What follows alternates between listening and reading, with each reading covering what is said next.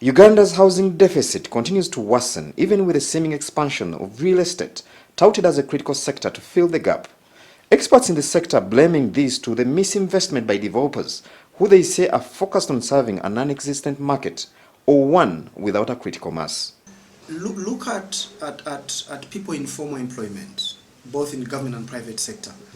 Majority of them salaries are under 1.5 million, and for most of them it's under 1 million. So if you're looking at that category, you're basically looking at people that cannot afford houses more than 400,000. Because if your salary is 1 million, clearly, you're not going to rent a property of 800,000 in Nigeria, or Chiwatule, or Chisasi. So what we are seeing is that there's a lot of investment in high-end properties whose monthly rentals are quite high, and that is addressing a very small portion of the population that can be able to afford.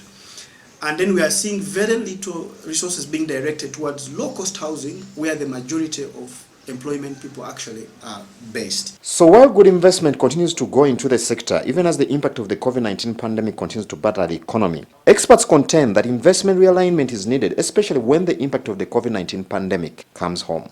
To experts, this impact will come down heavy on the sector between January and February next year. The real effect of this disease will be seen later, because the cycle for the real estate sector is always a little bit behind to that of the entire economy. For example, people will first suffer, their incomes will first close, some people are losing jobs, some people's businesses are closing. We have people who have been surviving on NGOs to earn a living. Some of the investors have died, they will not come. And once these people are not spending, then the effect in the real estate sector will be felt a little bit later, in the later stages. The winning strategy at this time and the near future for property developers should, according to pundits, focus on investing where the mass market is. So for people that are really looking at where to invest in terms of where the demand is highest, I mean, we play in the small, low-income residential houses. And a tenant leaves today, you have another one tomorrow. And you have a line of those who want to come in. Because people are looking for these low-cost houses, and that's what they can afford. So the investments need to be directed there.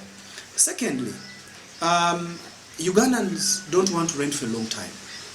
So where you see, in most cases you see like these properties that are a bit expensive, people rent them and they're building their own houses. So in 1 year or two, they basically move into their own home. And then finding a replacement tenant will always take a very long time. As property developers grapple with low occupancy rates, which are likely to expand with now COVID-19 in the Kampala CBD and the high-end suburbs, overwhelming demand for housing persists in the outskirts. It is there, according to experts, where developers should now pay keen attention, as demand for affordable housing is projected to increase with the looming economic dampening that COVID-19 is expected to deliver.